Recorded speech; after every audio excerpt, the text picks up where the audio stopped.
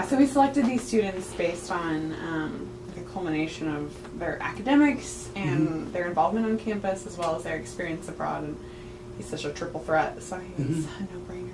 So, just a couple questions. Do you want to? One quick thing, so she'll be asking the questions, but can you look at the camera when you respond to them? I can do that. Awesome, thanks. Cool. So do we just want to start off? You can introduce yourself. Hi, I'm Dr. Bryan Tapp. This is my faculty position. Anything else you want to throw in about yourself? Oh, good Lord. You don't have to give us too much of a monologue if you don't. My name is Bryan Tapp. I'm a professor at University of Tulsa. I've been here for 35 years and have had the honor to work with a wide range of students, including Tim Witham.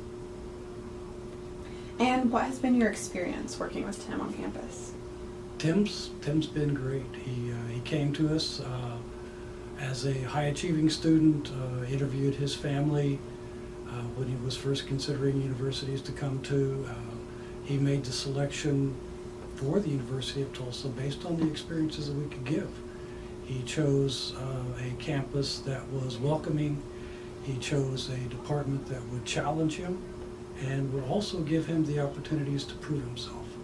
He came with a goal, and his goal was to ultimately earn a PhD, to work and travel internationally, and to become a leader, and he is well on his way to doing that. Cool. Awesome. Do you think you could talk a little louder? Okay, I can try. I'm not good at that. Yeah, no worries here. I'll move it forward a little bit too, that way the mic will. That's the one complaint they always have at the TV studios, is I don't talk loud. 1 second, get the focus back. I'm talking softly. I feel like that's a sign of power. Like people have to lean in to hear you. You know. It's just it's being old. Yeah.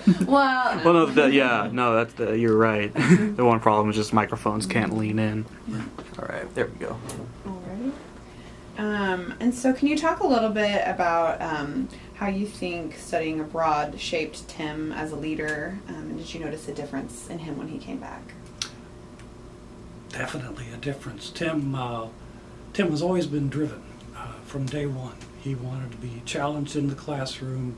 He wanted to take a lead across campus. He wanted to be seen as a leader, but he also wanted to constantly improve himself. And so he was looking for challenges. One of the things that he wanted to be able to do was work internationally. He wanted to learn some languages, and when the opportunity came up to go to Brazil, he was first on the spot wanting to participate in that particular experience. He was excited before he left. He came back just over the top. It was, I think transformative is overused, but in his case, the change in energy level was astonishing. He came back excited, engaged, wanting to do more, seeking out more experiences. If you read his essay that he wrote on the experience in Brazil, it's amazing. It was a fantastic experience for him. Yeah, he's written some blog posts for us, Yeah. and they're great. They're inspirational. Mm-hmm. What was your reaction to finding out he was thinking about going abroad, and did you encourage him?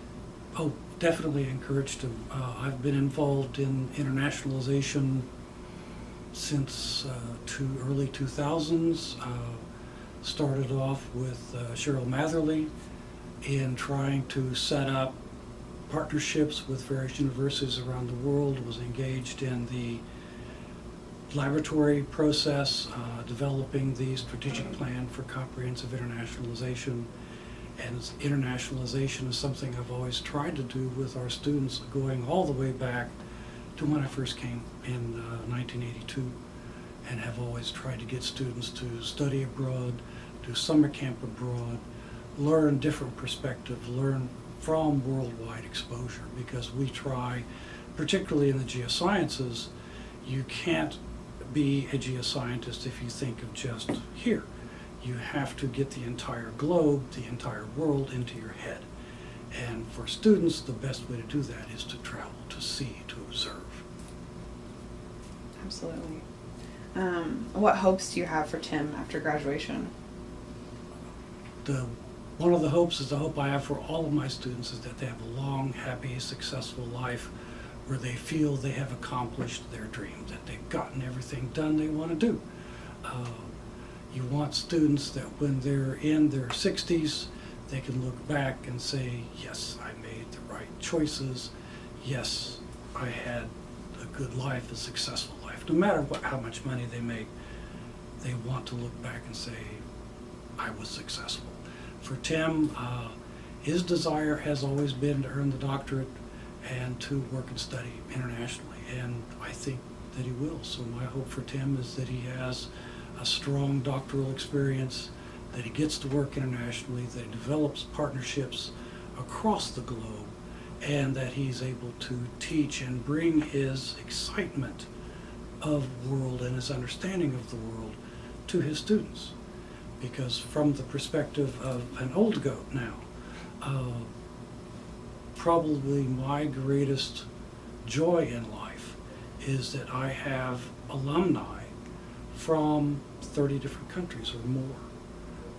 So I have students all around the world that we keep in touch.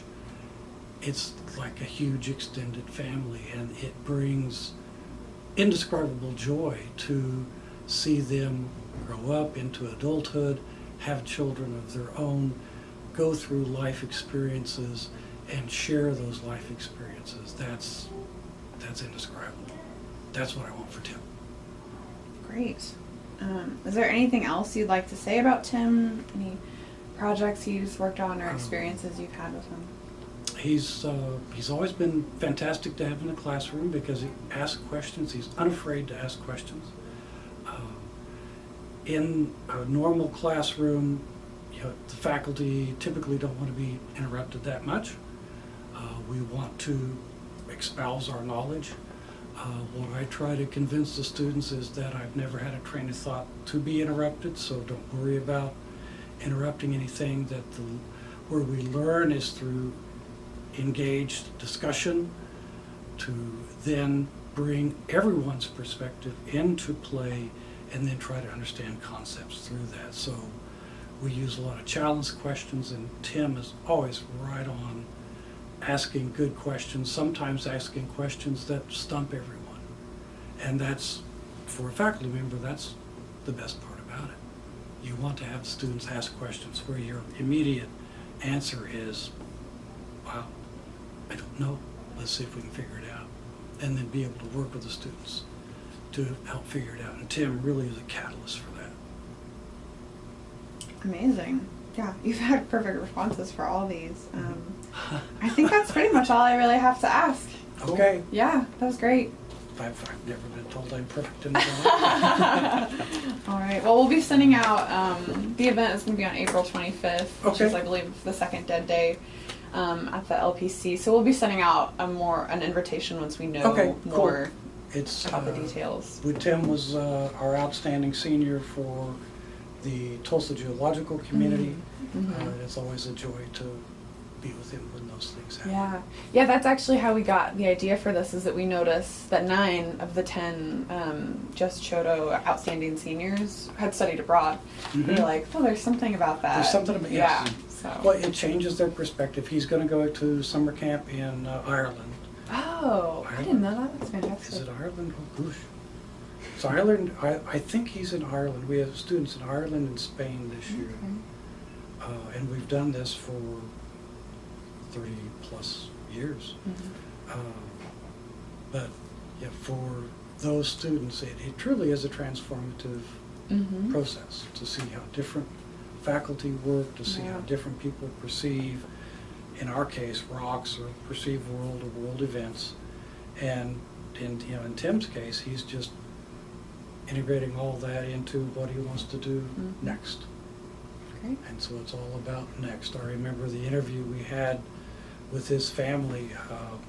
That was when I was chair, and we had a round table in my office for families to gather and discuss. And about halfway through the discussion, his mom cried because it was the place she thought for her son, that he had to be here to take care of these opportunities and to take advantage, and he did. Yeah. So he's a wonderful young man. I agree. I don't know him that well, but just everything I've seen of him, he always comes to all the events we have to talk to other students about study abroad and writes blog posts and sends us pictures, and he's been a great advocate. So Yeah. He's fun. All right. Do you need him to No, spell his name or that's anything? great. Okay. No. Cool. Awesome. All right. Thank you. Yeah. Thank you.